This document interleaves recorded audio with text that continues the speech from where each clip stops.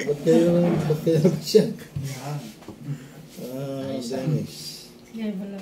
Ha? Ano? Dennis, anong problema mo? Parang wala na kayong lakas. Kakantay lang. Nalungkot. Nagantay sa Parang dahil anti-grace ka, di ba? Yes po lang. Baga tayo, di tayo nagsasawa. Yun nga yung... Hindi nagsasawa, babulagtakan mo. Yung boses parang garal ko. Hindi nga po yun. Bakit? May mga tinuturo sa atin. Pag winan niyo yung pangalan niyo, hindi na anti-grace, ano na, umiirit. Umihirit. Di pa nadala. Di pa nadala. Hindi pa nadala. John, na nagantay. Gantay po yan. Nagantay yan. Ba't kayo nagantay? Hindi mo sinabi yung sinabi ko bang tsak na darating. Sa bagay. Si anong lang ang nagseset ng date, si Chris po. Kami napaparinig ko yung ano ni Chris. Sige. Mago, banat na. Si Dick po, hindi natulog ko eh. Nung nagantay siya, hindi siya natulog. Hanggang ngayon. Hanggang ngayon po, wala. Hindi pa po. Tulog. January 3 na. January 3 na eh.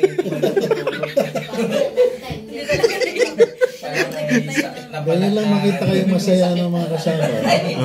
Okay na yun. Sabihin di kayo devastated. Kahit na devastated. Kahit di na po kami nagpaputok nung New Year. Ano naman ito siya eh. Sige Marvin, sabihin mo yung... Sige, sabihin mo yung ano mo. Yun nga kuya, yung... Talaga nagantayan tayo. Actually kuya yun. Hindi, sabihin mo lahat ng sumama ng Lord kay Lord. Sama Lord? Ba't di kasi siya dumarating? Oo kuya, pero ngayon nga kuya, dati yung mga una natin pag-aantay. Meron ganun feeling kuya eh. Kumbaga, hindi mo alam kung sino may pagkukulangan. Hindi ako. Pero ngayon kuya, dahil nga sa medyo ano na rin tayo sa Panginoon. Narinig na niyo yung -1? Opo, narinig po na yung -1. Actually, wala na tayong mag-uusapan. Live tsaka yung Facebook. Ay, Facebook live tsaka yung YouTube. Yun nga kuya, inabangan namin kaagad yung live nyo, yung update nyo after na pag-aantay. Kasi ugali po natin yun eh, no? Kahit nung araw po na pag-tarantayan. Hindi ko lang kung mabuting ugali yan o kami sa mga ugali. Kasi yung daming nalalaglag pagka nag-aantay tayo eh. At saka daming nadedevastate. Huwag na kaya tayong magantay para mangyari na yung sinasabi sa Bible na darating siya sa oras na hindi. Huwag na tayo magantay, hindi mo. Parang may konti tayong tampo, ano? Slight lang. Jonah, talaga bang ano ka? Bago pa lang po kayo, kumbaga, ganun. Ay, madadala ka rin. Siguro, hindi mo pa nilagay lahat ng kayamanan mo sa isang basket. Ay, ganun. Kami, laging lagay ang lahat ng itlog sa basket. Hindi naman, sanay na tayo. Sanay nga kuya. So, Marvin, anong tanong mo? Bali, ang tanong ko kuya, ito, siyempre kuya, hindi ko alam kung inaalaw ba ng Panginoon na ma-extend dahil tayo may problema, ang church, or in the positive sense naman kuya, dahil meron pa talagang kulang, o baka meron pa talagang mga hindi pa, yung fullness of Gentiles ko na sinasabi. Ano sabihin sa kung anong kulang, tingin sa atin ang tao, kulang-kulang. Lahat yata kuya ng tawag na itawag na sa atin eh. For the last, sinabi ng no one knows the day and the hour, pinipilit. Yung nga kuya, siguro... Hindi naman natin sinasabi. Alam natin ang araw at oras eh. Yung sinasabi natin, yung 8th day. Araw ng Diyos yan. Kaso hindi lang naintindihan yun eh. Okay. Diba? Bagas tayo na Alam lang nila talaga pag sinabi mga araw at oras, Martes, alas 3. O ba, gusto na sabihin ko ngayon?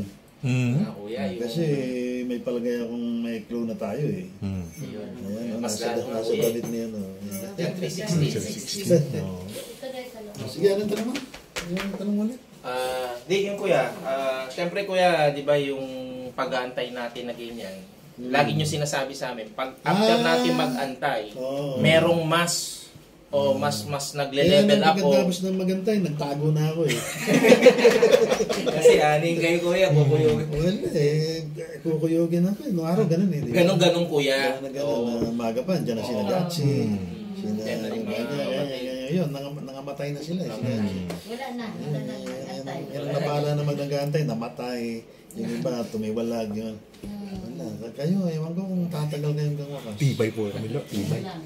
Matibay itong mga anti-kay Christ yata. Kung tuwing makikita ko yun, nag-iisip na ako ano sasabihin eh. Kasi parang nagbabanta na si Dick eh. Mawala. Lalong lumala eh. Mga ni Geisler eh. Oo, Geisler. Bungo. Baron. So, anong araw pa ganyan na tayo, Marvin? 31 years na tayo. Yes. Ako, ang tagal na 1974 pa, nag-aantay na ako. So, ewan ko kung nasa genes ko lang ito, kaya na-program lang ako, epigenetics, etc. Pero hindi naman eh. Hindi naman. Marami na naman ang katulad na nag-aantay. Hindi naman sila siraan ulo, at ngayon, hindi ginagalang sila. Hindi lang tayo ganun pinapansin ngayon kasi wala naman tayo talagang boses sa international sila. Pero, yung mga international o kaya mga global na antayeros, yung mga rapturista, napanggang ko sila mula nung kinabukasan ng midnight. Sa kanila, hanggang tanghali, yan, naantay nila eh. Sa Amerika, o ngayon, kanina, chinecheck ko sila ulit, malungkot sila. Ayun ba, medyo umirit pa. Marami pa sila mga sinasabing mga data. Pero, sa akin okay, wala naman sa akin. Yung iba palagi ko devastated kasi naghahanap silang pilit eh. Consciously at unconsciously ng 7 years para idagdag doon sa 2,000 years. Meron sa 1993 may kulang na 7 years. So hindi man nila tinatalakay yun pero sa tingin ko isa problema nila lalo na ngayon paiksi ng paiksi yung 7 years, di ba? Hindi naman makausog sila doon sa 2030 kasi yung iba ron pinix na nila yung 2030 bago yung kalaan, may 7 years na ibabawas ka pa. 2023 yun. Tapos na yung 2023. Kaya nga kuya, yun ang medyo... So yan ang problema nila. Tayo, kakala natin, naging problema yun, pero hindi naman. Kasi lagi tayo may praise eh. Diba yung doctrine ng praise, doctrine natin yun, tagal na yun. Based on Joshua, at saka yung shortening of time. Sa Revelation, nasa yun, nandun yun eh. Tsaka yung last 3.5 years, automatic yun, may shortening of time. So, hindi natin pwedeng... Kaya lagi, pag nag-update ako, naalala nyo, before 12 ng midnight ng December, lagi ko sinasabi na may lagi tayong baraha. Kaya lang ayaw kong gamitin yun, baka hindi kayo magantay. So, ayan, nagantay kayo. So, yan ang na-explain ko rin sa araw. Yung priest at saka yung shortening of time. Kaya lang, baka gusto yung detalyin ko. Kuya, may detalye. Baka gusto yung taling ko kayo kung ano yung natandaan nyo doon sa -1. Ang alam kasi ni Billy, yung Billy natin, ayun, si Billy. Yung pakakantahin ko siya ng -1. Medyo okay. Noong pa yung Billy, tagal na. Dito natin si Lord, makakakanta na siya. Kaya ako hindi yung -1, Billy. Sige nga, Kaya kuya, may idea kami doon sa -1. Sige nga, tinan ko kanina nakuha nyo, dadagdagan. Parang nag-plus, nag-minus, kaya -1. Kasi yung 20, laging sinasample yung... Ang premise natin doon, naka 2030 tayo sa end of the world eh. 2030, ayaw muna natin kumalas doon kasi given yun eh. At andun yung 7 years, hindi natin naalis yun. Andun yung 1992, yung mga number na hindi natin pwedeng alisin yan. Oo, hindi natin pwedeng alisin yan. So yung natatandaan nyo, siguro yung -1, yung kung gagamitin natin 180, sabi ko na kung bakit ginagamit yung 180. Yung kapanganakan ng Panginoon. Oo, kaya dalawang kapanganakan ng Jesus Christ, yung birthday at saka yung isang birthday. Isang birthday. Isang birthday na anak ni Maria, at saka isang birthday na 1-year-old na si Jesus Christ. Hindi maliwanag yung mga chronology kung ano yung ibig nila sabihin doon. Ang totoo, napakasalibot yung birthday ni Cristo at saka yung kalendaryo. Kanina lang pinag-uusapan sa internet yung napaka-complex na kalendaryo. Kaso, kung sila may kalendaryo Babylonian, may kalendaryo Julian, may Chinese, ang dami niyan eh, lahat na ng bansa, mga Muslim, dami yan, napakayan yan. Mayan calendar, ganyan. Tayo pa, tagal ko na sinasabi sa inyo, tayo may sariling kalendaryo. Kaso, hindi natin pwedeng gamitin yun pag nag-update sa labas kasi mukha tayong umirit. Papalusot. So, ang gagamitin natin at ginagamit natin sa buong daigdig, at least kahit paano ginagamit pa naman. Yung common calendar, yung Gregorian calendar, na dating Julian. Given yan eh, kahit saan ka magpunta sa buong daigdig. Binabago lang nila yung BC at saka yung Anno Domini, yung AD. Yung Anno Domini ngayon, naging ano na, Common Era, CE. Sige. Yung BC, before Christ, naging BCE. Before Common Era. Kasi natitiisod yung ibang religion. Oo. Pag ginagamit mo yung si Jesus. After Yun. death ba yun? Dati. Yun ang moderno ngayon paggamit. Pero yung mga Christian ginagamit pa rin, yung BC, AD at saka BC. So, kung paano nangyari yun, napaka-complex niyan. At so, to summarize at to simplify things, ginagamit natin kung ano yung common denominator ng lahat ng mga tao sa buong daigdig, which is yung kalendaryo natin. At palagay ko yun ang ginagamit ni Lord. No? Kung meron man siyang, kung may margin of error man, okay, yung variation, kasi pag-usapan natin. Ito na yun. So tayo, nag-aantay ng pagdating ng Panginoon Jesus, rapture yan, ha? Okay, transformation, resurrection, transformation, rapture. Ito nakaraan ng yung midnight. Ako, umaasa ako dyan eh. Pero meron lang akong laging lagi akong reserba. Hindi ko nga lang sinasabi. Pero yung mga ibang mga Christian sa labas, yung iba, pinix eh. Kaya yung iba, devastated. Anyway, tayo nadadamay kasi may naririnig na ako eh. Pag hindi rin dumating ang Panginoon sa New Year, libakin na tayo eh. Ayun naman, sanay na tayo. So, yung 1AD, pagka nag-ano ka dyan, nag-start ka dyan, lalabas, ito, ngayon ay 2024, okay? Nung nag-aantay tayo, on the eve of New Year, yung yung 22, yung midnight, nang hindi pa talaga New Year tayo dito sa Pilipinas, 2023, di ba? Yan ang 1AD. Pag nagsimula ka sa 1AD, tama lang yung kalendaryo na ginagamit. So, maliban na lamang yung mga nasa ibang lugar na gumagamit ng ibang timeline, di ba? Yung mga European, di ba? Konting lang, yung oras na. So, ang kaso, yun, diniscuss ko nung di ba? Yung -1, yung kakong birthday ni Cristo. Hindi ko na ulitin, yung sinabi ko. Pwedeng 0 AD yan. 0 AD. 0 AD. Kung gano'n, nung 1990, 2023, nung midnight, 2022. 2022 pa rin ko yan. Diba? Kasi mag-minus ka ng 1 eh. Kaya -1 yung title. So ngayon ay 2023. Hindi palusot yan, ha? At yun, madaling salita, 2022, nung isang gabi, ilan natin, 3 days ago. Yung 2022, 1992 yan eh. 1992 yan. Mag-minus ka ng 30, di ba? 1992. Tapos kaya naman tayo nagantay, 1992. 31 years ago. Ayun, history na yun. Di ko na ulit-ulit yun. Ang pag-antay natin. So, maliwanag na yun, di ba? So, sa ngayon, kumakagat na tayo eh. Sa 1 AD na starting point na 1 AD, kumakagat na tayo sa 7 years. Assuming na 2030 yung katapusan na 7 years. Pumapasok ng na 6,000 years. Pumapasok na sa 7 years. Pumapasok na sa 7 years. Di ba? Okay, ang solusyon natin doon, araw-araw kumakain tayo eh. Doon sa 7 years. Which hindi pwedeng bawasan. Hindi pwedeng bawasan. Yan yung sinasabi ko, kumukuha na tayo, nangihiram na tayo. Parang nababiolate yung prinsipyo kung huwag manghiram. Hindi naman pera. Ito, araw at oras nangihiram ako. Bakit? Kasi may pambayad tayo. Di ba? May pambayad tayo eh. Saan natin kukunin yung pambayad natin? Doon sa 080. Pag doon ka nag-start, anong ating gabi, naghahantay tayo 2022. So, tapos yun, 1992 rin yun, meron na naman tayong kulang na 8 taon. Doon sa kulang nating 8 taon, yung 7, yun. Hindi atin yun. Yung isa, atin yun. Atin yun. Pambayad natin. Pambayad yun eh. Gets nyo?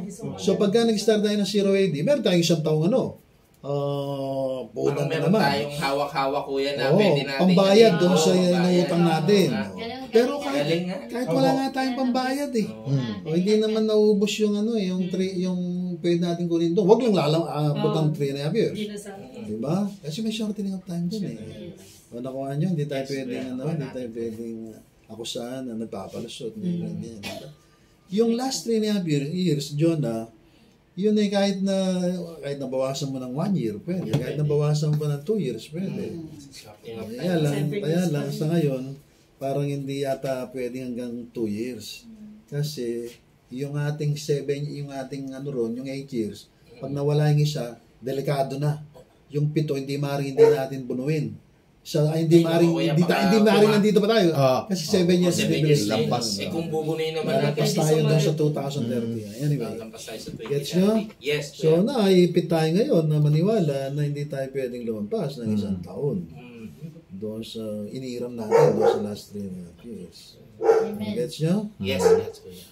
Parang gusto nyo. Dari nga kuya susunod na tanong doon. Pero dahil nasa praise tayo, nasa prinsipyo tayo din ng yung isang araw, 8 araw. So pwede na rin na kahit na hindi tayo makaubos nitong mga na iniram natin, pwede na dumating ang Panginoon. So ang Panginoon darating any moment. Yes. Pero at the same time, kahit na hindi pa dumating hanggang 1 buwan, 2 buwan, 3 buwan, whatever, huwag mo nakakabutin ang 3 years. Hindi tayo naubusan ng data. 7 years pa rin yung 7 years doon, kahit na nakakakuha tayo araw-araw ng araw at saka linggo at saka ng buwan doon. Gets nyo? Yes. Kaya lang, hindi nga pwedeng magtagal kasi nga hindi tayo pwedeng mangiram ng mahigit sa 1 taon. Isang taon lang talaga yung mahirap sa. Hindi tayo pwedeng mangiram ng higit sa 1 taon. Bagamat ganyan, sinabi ko hanggang 2 years. Kaya lang, masisira yung ano eh. Prinsipyo ko yan. So, at yung 1 taon na yun, pwedeng 9 months, pwedeng 1 year. Depende na naman kung anong ilang bilang na sa taon. Meron tayong Jewish, meron tayong Christian. Ang problema ko, ito, hindi gaano yan eh. Ang problema ko, halimbawa, kanina madaling araw, may isang kalaon, alas 2. Biro pasok sa isip ko, yung si Sir Robert Anderson, na kung saan isa sa mga paboritong libro niya, yung Coming Prince, at saka yung 70th Week, na nandun yung libro ngayon, nandun sa inyo.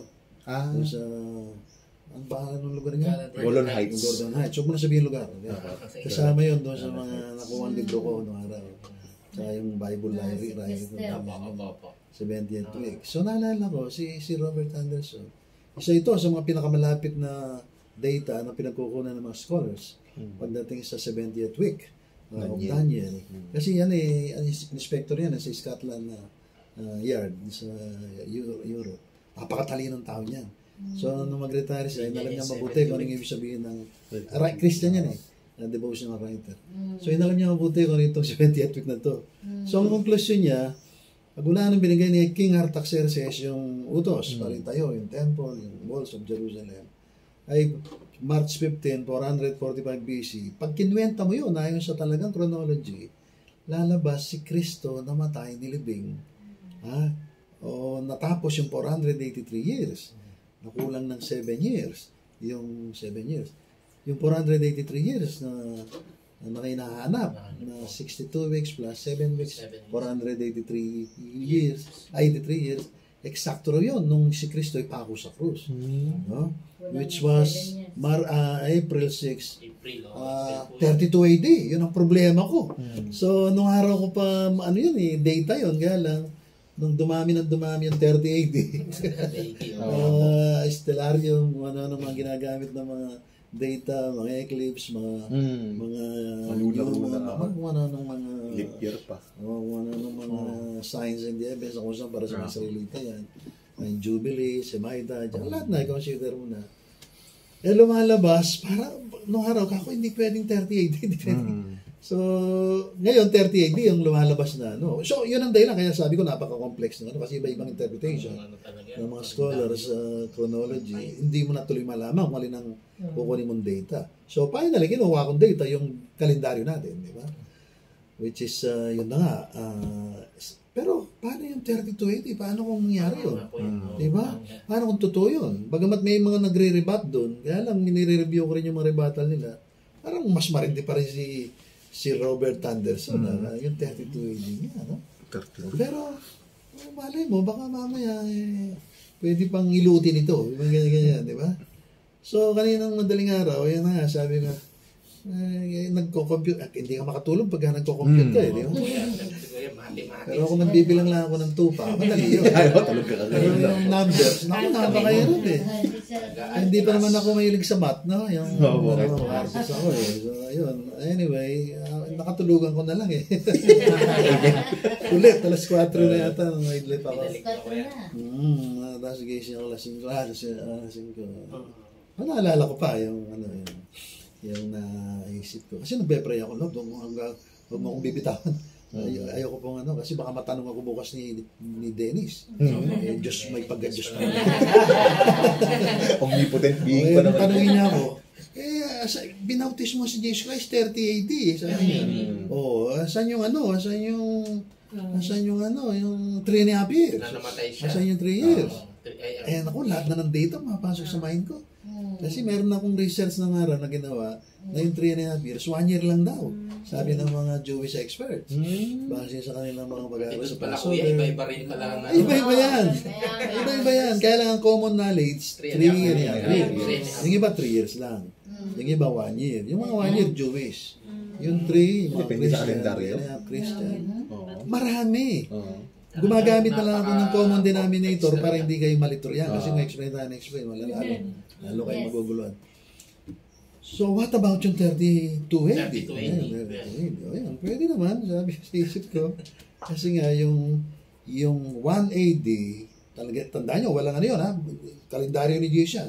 Hindi natin pwede sabihin, dapat panahon nito ni King Herod, ganito, ni Emperor, ganito. Kasi may mga ganyan kinakapit nila yung time ni Jesus Christ, yung birthday niya, sa mga hari, ganito, sino ba yung governor na ganito.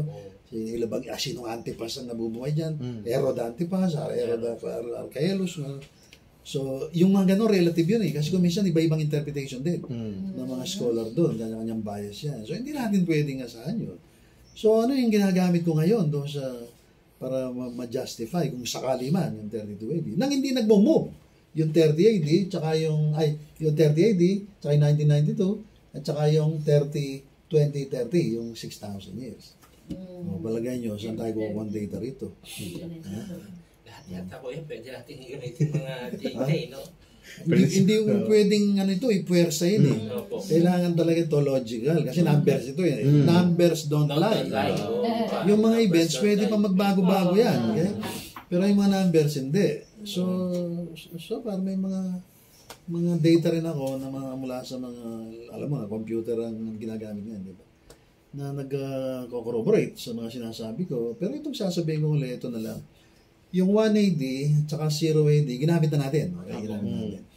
Pero yung 1 AD, pwede nating i-push back pa yun Di ba? Yung year of our Lord, di ba? I-push back mo yun. Yung 1 gawing 0. O yung birthday ni Cristo, nianak siya ni Mary, yung 0 doon, alisin mo yun. Push back mo yun. Yung 1 dito, yun ang ilagay mo 0. Okay? Yun ang ilagay mo 0. Yun ang papabil ngayon na 1 AD. Yung 0 AD. Kasi pwede naman Wala naman talaga silang fixed na definition dyan. O pag gano'n, yung conception ni Cristo, lalagay mo 1 BC. O, di ba? Nakadalawa na tayo. 2 taon na. Nakuha niya? Opo. So, yun. Yung 2 taon na yun, plus 32 AD. 3280. So, paano pa yung data ni Henderson? Sakto pa rin, Baka lang magbangon maguli sa mga patay si Anderson. Alam na yung libro niya, no? Nakalimutan mo na yung tinuro ko sa'yo nung 19 ganito. Opo. Kasi matagal na yun.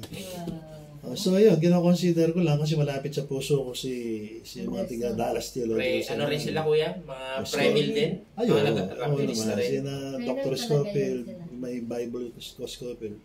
Sina Dr. Walbert, sina Shaver. Marami yan. Si Dr. Pentico, si Church. Marami yan, mga scholar yan. Puro mga premillennialist, pre-tribulationist. So, karamihan ng mga tropa ko nung araw, pag-alam, patay na.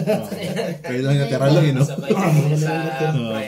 So, yun, in fairness sa kanila, dahil pati naman yung ibang mga scholar sinasabi na pinakamalapit na interpretation, yung kay Sir Robert Anderson. So, yung binibigyan ko lang ng baka sakaling ma-question tayo, tumatabawad yung 32 AD, ng mga kakilala niyo mga scholar dyan. So, ayos na? Ayos, kuya, meron pa rin tayong... Pero hindi nag-move yung 30 AD. Yung 30 AD, naka-fiction, kumukuha tayo sa before Christ.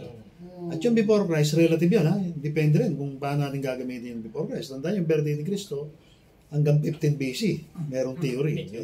O karamihan, karamihan 4 BC. 4 BC, 6 3.5 BC, yan, popular yan. 5 po. Walang ganong 4. Meron din 4 BC. Kay 5 BC, doon sa libro kong History of Christianity, kay Fenn. Ano yun 6 BC. 6 BC. Pag pinagli siya, 7 BC.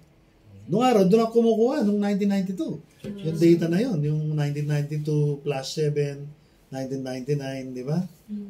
Yung 1999 tsaka 2000, iniulot ko yun. Ganyan. Pero yung pala, ngayon ito, baligtad na. Yung 1, given. Yung 7, wala na tayo dito. So, yung nangyari sa atin, 1992, tsaka yung ngayon, parallel. Medyo nagkakaroon lang ng twist konti kasi nung araw, yung 1, mystery, yung 7, medyo umugot ako doon sa before Christ. Pero ngayon naman, di na. Yung 1, ang given yun. Yung 7 given, yung 1, yung nga yung 1 year nating nabuno. Gets nyo? Gets nyo daw. Gets na sana ako. Ano na naman. Pray pa natin daw. Ang issue ito, 2030 pa rin. Yung alam nating end of the world. Okay? So, yung 7 years, ito, kumagat na tayo doon sa bilang natin ng 180 ang starting point. Totoong 2024 ngayon. Nag-start na, 3 days na tayo nakukuha natin. So yung 7 years, kumakain na tayo ng 3 days. At nanghirap tayo doon sa last 3 natin. Sa prinsipyo ko yun ng shortening of time. Pero meron tayong reserbang 1 year. Kasi 8 years yung yung 0 AD. Kasi nung midnight, itong last midnight, nang-antay tayo bagong taon, hindi yung 2023. 2023 is a 180 yun Sa 0 AD, 2022 yun. At ang 2022, alam na natin, 1992 yan. Okay? Gets nyo? Yes. So, yung 1 year na yun, itong 1 year na to, na kung saan hindi natin pwedeng mabahan pa to kasi nga may may mga kumokontrol na mga data. Subukan nga yung mag-minus na. 2024, di ba? 2024 ngayon? Magbawas nga kayo ng 32 years. 1992. Kasi na ngayon, 2024 di ba? Sige nga, ilang 1992 ko yan. 1992 na naman. Yun, 1992. So, sa 1992 pa Bagsak na talaga. naman 1992. So, ngayon, 1992, last year, 1992 rin. At yung 1992, number natin yan, no, 31 years ago, 1992, doon sa Fine Arts. So, ayaw tayong iwanan ng Rapturos 1992. Kaya talaga very, na data. So, yun, kulang na naman ng 8 taon yun, di ba? So, ngayon, eto na, yung may 8 tayo, may 7 pa rin. Kanina, mayroong YouTuber na Amerikano na ganyan. Alam mo, ang paborito nilang number, 78. 78. Di lang nila alam i-explain kung ano yung 78. Wala silang laman sa 78. Wala laman. So, ngayon ito, maubusan ba tayo ng data? Hindi ko Hindi. Talagang binibigyan ng Panginoon tayo ng Mag-isip kayong tanong niya. sapat na data. Hindi kuya, yung isa ko pa kuya na rin na Yung mga nasabi kong strength ng isang araw sa tanong niya. isa pa rin kuya, yung parang na ko lang kuya, yung di ba ginagamit din natin yung freezing of time like yung Joshua. Kaya para Yung sa akin freezing kuya, of time, nasa Old Testament. Old Testament. Nasa bukod. Alam niya na yung storya, di ba? Para matalo ni Joshua yung mga kalaban nila. Hindi pinalubog yung nga araw. Diyos Opo. Napatigilin ang ikot. Ikot na nilaglig ka. Madaling salita, yung freezing of time na yun, ginamit natin prinsipyo noong 1996. Sa Bangal. Pero yung freeze na yun, merong connection dito sa 8th day. Na kung saan nung araw, hindi pa natin alam yun. Yung Gospel of God. So yung Gospel of God, freeze yan ano yan kung kamukha nung New Heaven and New Earth, walang time and space and matter na mukha ngayon. Outside tayo sa universe. So kaya natin nasasabi, naka-freeze tayo doon sa after na 7,000 years. So yung after 7,000 years, yung death yun burial, etc. Yung susunod, resurrection, ascension, Pentecost, yun na yung tinatawag nating freeze. Kasi non-time. Na 8 day o 8 years ang ginagamit nating mga number dyan. So, yung mga ginagamit nating mga terminology ganito, hindi ko na-expect maintindihan tayo sa labas kasi pinroseso tayo ng Panginoon dyan Actually, pati si Jonah, hindi ko na-expect na maintindihan niya to. Pero, madali naman. Madali Kung na po, talagang... maano niya na po, konting ano na. Huwag ka lang bias. Pag bias ka na dahil nga sa, baka mamaya papalusot ito mga ito. Talagang kontra yun, di ba? Sige, ano pa? Den, so nagtanong ka din. Ano pa?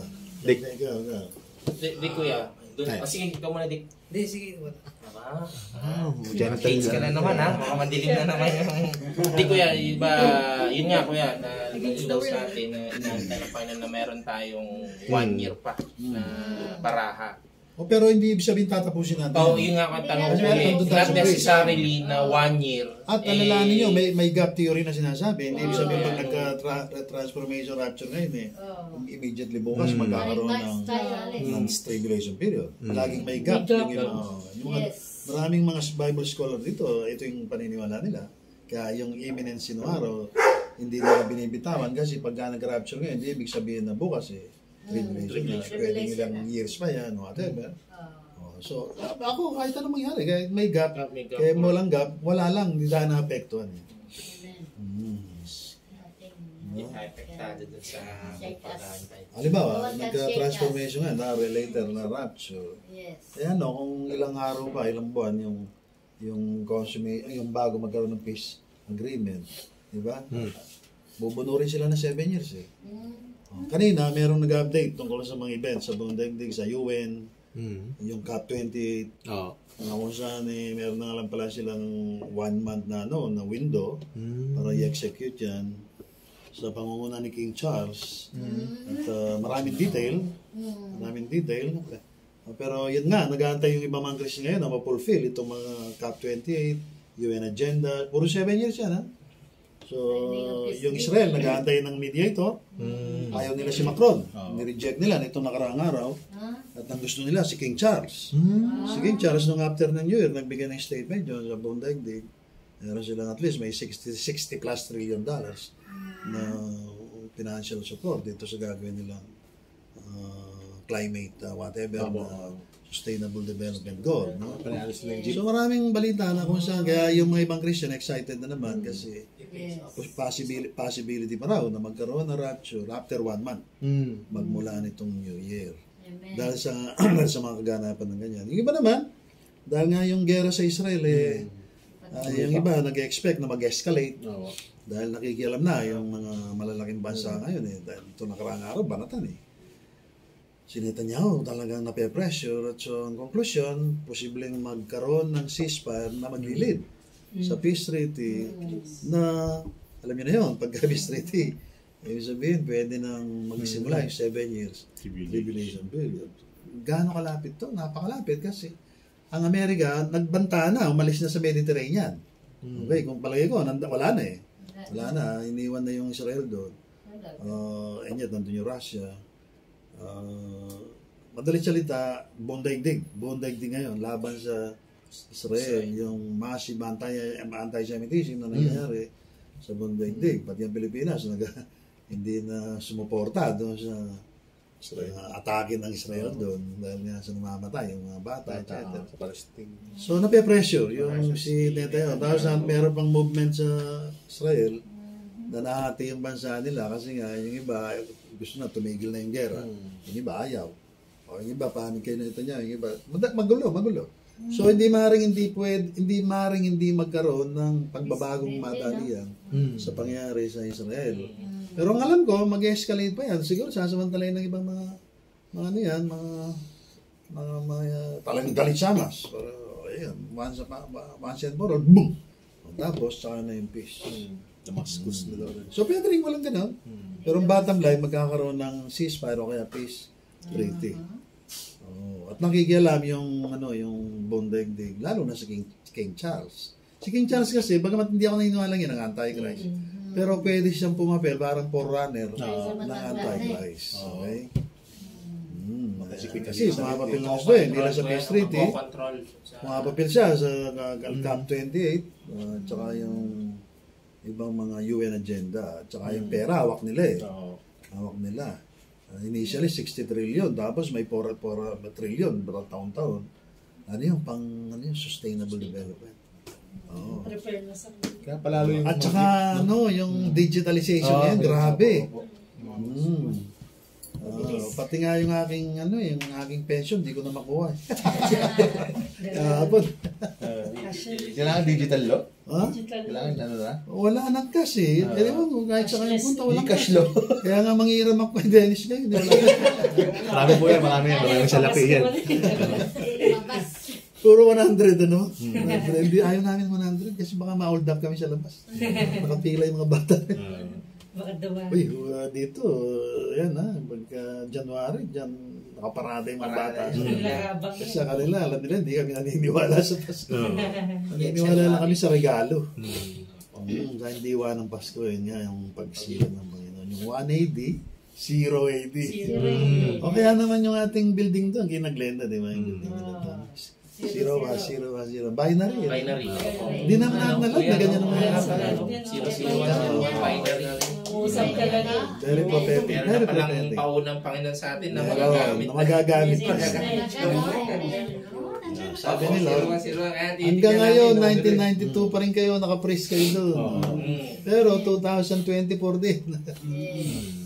Diba? Yung 2022, 2023 rin.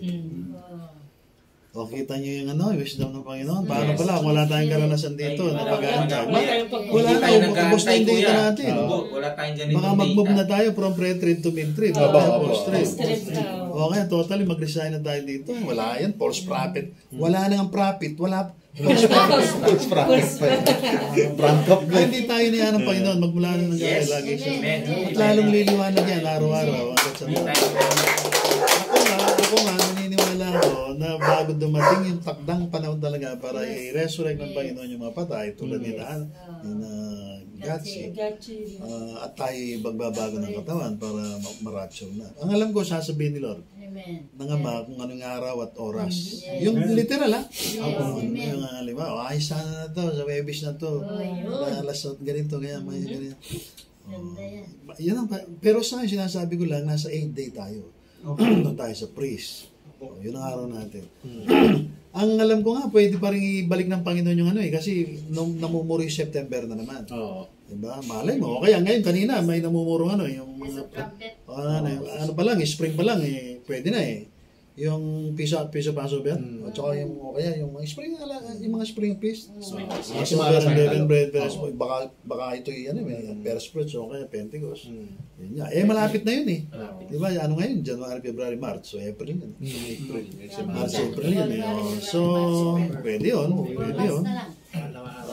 Inisip ko lang kung paano tayo magmimilyonaryo ng 3 months. Kaya kanina, umaga pa lang, gusto ko nang baratan yung mga canvas ko ulit. Kasi tuloy-tuloy yung natin. Ikaw, tulungan mo yung papa mo kasi talagang marindi ang laban. Yung kuya yung sinasabi nga natin, tuloy ang laban Para parang, di ba, hanggat hindi talaga natin nakokonger kung Occupy till Christ. Tuloy pa rin ang laban. Tayo nakatulala na nag-aantay sa Pero hindi rin tayo, hindi yung init but not of it. Nandiyan tayo sa daigdig, pero wala tayo. Langit tayo nag-aantay. Madaling sabihin yun, pero pagandyan na. Mami, bigla kayong pasenso. Si Mari, hindi natin makita. Yun lang. Ngayon pa lang nga hindi na makita ni Simon. Sa Canada na si Marvin. Ay, yan talaga ako. Lalo ako nananabig. Lalo nga po, kuya, sa na-inspire tayo. Amen. Inspire tayo. Nabanggit ko yung mga strength ng mid-trade, post-trade, post-meal, at saka yung meal. Di ba atin lahat yun? Atin na yun. Baka may tanong kayo doon. Ng strength. Yun nga kuya, yung tanong natin doon na yung mga strength ng mga malalaking kaisipan kuya yan. Yan sabi mo, pre-meal, yung pause, yung So kuya, sa atin paano tayo may kinabang doon sa mga ganong kaisipan? Dahil since tayo naman talaga kuya ang dapat. Bill, pakiligpit nga sila din. Hindi, mahal namin sila din. Wala yan, patay na kami rito. Kuya, security yan. Hindi takot sa puto. Pag may nagpaputok, susunggaban niya yung mga hindi talaga nagkulang ang Panginoon, pati security guard na aso. So, yung millennialism, alam niyo na yun. Ibig sabihin sa Catholic yan Ibig sabihin na ito na yung millennium, yung church, yan. O na rin ang Catholic. Tayo yun. Tayo yun. Yan eh. Ang post-millennial, Post. medyo protestant ang dating niya, pero halos parehong practice. Darating din ang Panginoon, okay, magkakaroon ng end of millennium pagka-prosperous ng church. Ganun din yung mga post-millennial. Tayo, pre-millennial. Ang bully sa atin, mga katulala lang kayo, hindi kayo nagtatrabaho, nag-isani kayo, kaya ang daigdig, umasenso, kasi ayaw yung ayos yung daigdig, kasi magugunan ng daigdig. Pre-mil tayo, pero yung strength ng post at saka ng atin. Hindi tayo nakatulala habang nag-aantay, kundi talaga nag-occupy. Nag-preach, evangelism, at saka discipleship. Kung yun ang linya nyo. Buto ko pa yan. Kailan po? Itong direct, itong camera Distract lang lang sa natin. pansitan niya. Yung mid, kuya. Mid. Kasi yung mid on the middle, doon darating ang Panginoon. Ano ba yan? Posto? Ay, millennial o pre-tribulation? Trib. Sa tribulation. Sa tribulation context, pre-trib tayo. Ibig sabihin, bago rapture, alis tayo rito. Ay, bago 7 years, alis tayo. Yung millennium, ano yun ha? Darating ang Panginoon sa daigdig, bago yung millennium. Second coming, bago yung millennium. Yung tribulation naman, bago yung trib. Rapture. O yun tayo, pre-trib. Jonah, pre-trib tayo. Tapos yung mga gitna ng 7 years, mid-trib. O, pre-rat. Ang strength niyang pre-rat, o kaya yung mid-trib, yung kahit na mamatay tayo. Kahit ikamatay natin yung paglilingkod sa Panginoon, okay lang. At least martyr tayo po. So, huwag matakot sa kamatayan. Yun ang strength ng mid-trib. Hindi ibig sabihin mamamatay tayo, pero yun ang strength. Wala tayong takot sa kamatayan. At tayo rin ay mayroong strength na pwedeng ugutin sa mga post-trib. O, ano yun? Magtitis sila hanggang wakas. So, tayo nagtitis hanggang wakas. Yun ang nakukuha natin strength. Pero, strength lang yun ha. Hindi natin 40 yun, hindi natin major yun. Minor natin yun. Ang major natin yung pre-trib. Parang yung pre-mill. Yun ang major natin. Minor lang natin yung post-mill at amillennial. Ngayon, yung mga mahilig sa negosyo, tawag nga kay Simon, mula ngayon, ikaw si Boy Amillennium ha. Si Boy. Pero pre-ano siya. Premium pa rin. Yan ang wala sa daigdig eh. Yung mga hindi sila kamukha natin, hindi sila kamukha natin. Sa atin tayo Kasi meron tayong Holy Spirit. pinag-iwalay. Meron tayong Holy Specialize Spirit. sila sa isang ano lang. Saan ba yung cameraman natin? Baka yung bintana na naman ang nakaprogram. Okay lang. Nakaitan man eh. Hindi, i-focus mo sa kanila. Ikaw na yung ano ngayon. Ikaw, tanong mo. Magsalita. O sige. Salita ka, Dens. Sa akin, siguro yung question din kay Marvin kanina. Kung paano sinimula nyo. Pagka tayo nag-aantay tayo sa Panginoon. Sabi natin, baka may kulang din. Yung question yung sa Book of Peter, sabi ni Peter na di niya ninanais na may mapahaba. Yan. Pag-alok dati na habang nag-aantay tayo sa Panginoon, magkano pwede pa nating i-apply? Baka ano pa pwede natin pagkukunan? Siyempre, yung kabanalan ng issue Yes, yan. Ang double kabanalan holiness. ng unang-una, yung positional na holiness. Lagi ko nale-lecture. Diba, nung bago tayo magantay nung ating gabi, sinabi ko yun eh. Kasi baka mamaya, ako yung sisihin ni Lord pag hindi ko sinabing naliligtas tayo by grace through faith eh. Sabihin, kahit na wala pa tayong ginawang mabuting, kahit ang mabuti, basta naintindihan natin yung gospel, at naniwala tayo, namatay na tayo nilibing, kalakip ni Kristo, na buhay magulit, tumalan sa langit, babae ng Holy Spirit. Alam naman natin ang laman nun, na yung manana na Espiritu Santo ni Kristo sa ating kaluluwa, magpapabanal sa ating kaluluwa. Yung Espiritu Santo ng Diyos naman, nakasama ng ating bagong Espiritu, magpapabanal sa Espiritu natin, di ba? Sasanctify yun eh. Positionally, kahit na sino ka pa. Okay? Upon believing the gospel, nangyayari agad yun. Ang tawag doon, justification o regeneration.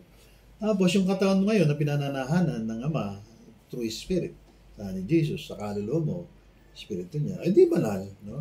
Nanana ng Diyos si Kristo sa ating katawan, kaya pati katawan napapabanal. So, yun ang ibig sabihin ni Paul sa 1 Thessalonians 5:23. Nawain niya, pagdating ni Kristo, datnan tayong banal, body, soul, spirit. Lagi ko sinasabi yun, tuwing mayantayan, di ba? Ang issue ngayon, ito, yung kung ano yung posisyon natin, kung sino tayo, pangatawatan natin yun, anak tayo ng Diyos eh. Hindi naman tayo anak ng tao dati na makasalanan, o kaya neutral, hindi ah. At nasa positive tayo, di ba? O yun ang asikasuhin natin. Huwag tayong kikilos na parang Kumbaga, hindi ka naman ibon, pinipilit mong lumipad. Di ba? Hindi ka naman. So, kumilos tayo, ayun sa kung ano yung katawagan natin. Pero, eto nga ewan ko kung kailangan ko masabihin ito. Pero anyway, halimbawa si Dennis, may napupuna kayo sa kanyang ayaw nyo. So, marahil hindi lang ikaw, si Dennis, okay, ikaw, lahat tayo. Kung minsan nag-aatulan tayo, judgmental tayo sa isa't isa. Kasi nga, sanay tayo na lumakad sa kautusan nung araw, o kaya sa morality. O kaya sa behavioralism, personality, namang nakagugalian natin, natin, yung tayong standard. So, kumisan nakakarating sa akin yung mga report na mga ganyan, okay, sa mga authorities. Anong attitude ko? Lagi kong kino-quote yung to the pure, everything's pure, no? Yung ganyan, yung everything's permissible, but not all things are beneficial. All things work together for good. Isa pa yun. So, yun ang mga paborito ng mga nagpapalusot eh. Pero ang bottom line, hindi yan eh. Halimbawa, may in-report kayo. Halimbawa lang, may in-report kayo sa akin. Kinuha ni Mago yung reliya ng bangos. Siyempre, ano yun eh. Pagkanakaw yun, di ba? I committed a grave sin. Inisip niyo palang po Pero yan. sa akin, kung ako yung judge, di ba? Ako yung pastor, ako yung authority, ako yung transit. Depende kung ako yung may batas. Wala namang batas eh. Sabi nga ni Carlos Romulo, nandito siya. So sabi niya, if there are no crimes, there is no crime, there is no violence. There's no crime. Walang batas eh. Walang violation. So depende yun doon sa authority. Pag yung authority, gusto ko niya ipailalim sa batas, may guilt ka, di ba? Pero pag hindi siya nag-operate doon sa kanyang alam mo na, yung parang Old Testament, wala, okay ka, o mapalad ka, di ba? Hindi ka guilty. Depende yun sa judge, o kaya sa authority. Ngayon, Mago, anong gusto yung verdict ko kay Mago? Kasi pwede ko kayang tanongin eh. Guilty or not guilty? Mamigay ka naman.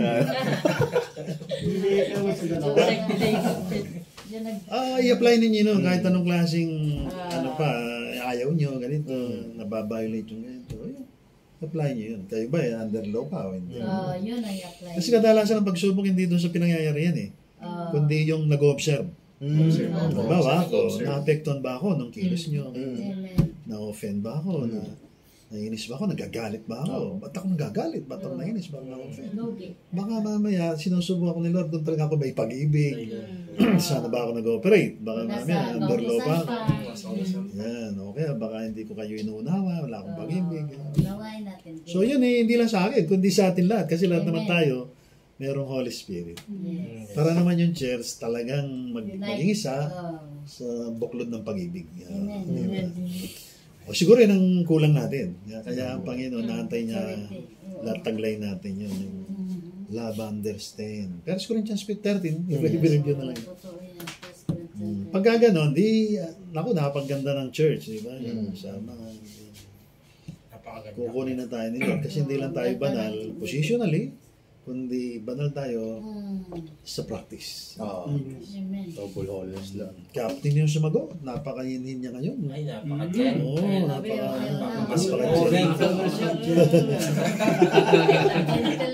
Hindi ko, napakalinis ng isip. Mag-ibig po. Gusto niya lagi sa dilim. O hindi ba yung church na pupunan nyo ngayon? O ngayon, siguro yung mga bago na naninibago pa sa church kasi hindi madaling ano to, no? Ako nagpupuring ako sa Panginoon pag nakikita ko yung mga tulad ni John na napakabilis mag-mature. Kasi may gini-give up eh. Ang alam mo talaga pag may gini-give up ka, madali ka mag-mature. Naunawa ni Lord yun eh. Yung surrender natin. Pag papitik-pitik ka, mabaga. Totoo po. Baga. Tsaka mahirapan ka. Ano na agad? Sagad mo, lalo yung darating na sagad. Wala nang duda. So, anong last word niya? Okay. Si Dick po na lang. Sige. Dick, last word mo, Dick. Wala naman. Wala kang last word? Hindi, yung totoo ba yung 40 minutes lang yung isa priest, di ba? Nag-priest. Naalala ko na naman. Ano yan? Yung nag-praise po si, iba po yung 23 hours and 20 minutes lang po yung tinagal nung Kay Joshua? kay Joshua. Pero yung, Huwag na natin yun kasi analogy yan. Pag sinabi analogy, hindi natin pwedeng kunan ng doctrine. Yes, hindi tayo doon. Kuha lang tayo doon sa strength doon, tapos pwede na yun. Pwede na, Dick, okay ka. Hindi tayo doon. Okay ka, Lika? Kasi pag masyado yung dinitali yung analogy, magkakaroon kayong doctrine na walay sa gospel. Oo, parang Gnosticism doon. No? Si Billy. namit ba eh. Kailangan po tayo maging aware sa lahat ng kilos natin, maging focus po. Para lahat ng gagawin natin, Tayo lang maliban sa kanya. hindi, lahat po. lahat Lahat po na yung conquering niya, lahat ng gagawin natin. Basta ang authority, hindi natin iba-bypass. Sino ba nagka? Ay, siya pa, si sister. Si Ate Juna. Ako po, kumbaga, nakikiisa po ako dito sa mga sinasabi po ni Lolo, sa mga update niya po, ganun. Kasi po naniniwala po ako na itong church lang po talaga yung tunay na duman sa dapat daanan para magkaroon talaga ng Holy Spirit. Kaya po, ayun po, naniniwala po dito tayo bibigyan ng Diyos po. Ani Jesus. Siyota, tumanda ka, ikaw muli. Si Din Dennis. sa tinuturo sa atin ng Panginoon, talagang tayo lang talagang totoo kasi di tayo naubusan ng mga data.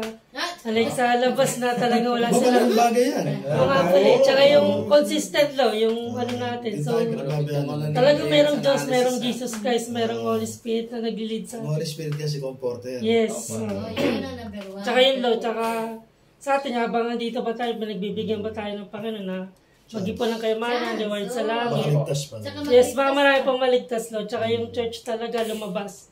Talagang holy sa labas. May pakita natin sa daigdig na talagang tayo lang pinili ng Panginoon. Ang damit ni Dennis. Kuya, syempre, salamat sa Panginoon at sa Kuya dahil talagang hindi tayo pinababayaan. Lalo tayong lumalago.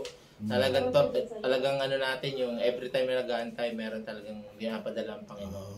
Tsaka sa akin, Kuya, personally, yung parang natutunan ko talaga na pagka-lingkod ka ng Diyos, talagang kailangan talaga maging servant, Kuya.